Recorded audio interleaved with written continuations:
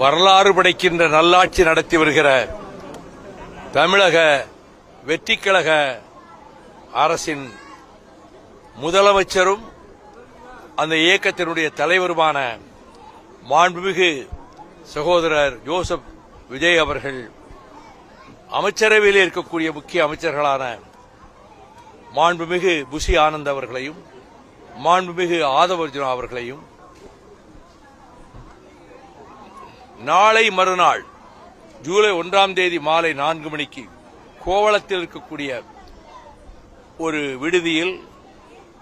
கலந்துரையாடல் கூட்டம், தோழமை கொண்டிருக்கக்கூடிய கட்சிகளைச் சேர்ந்த அனைவரும்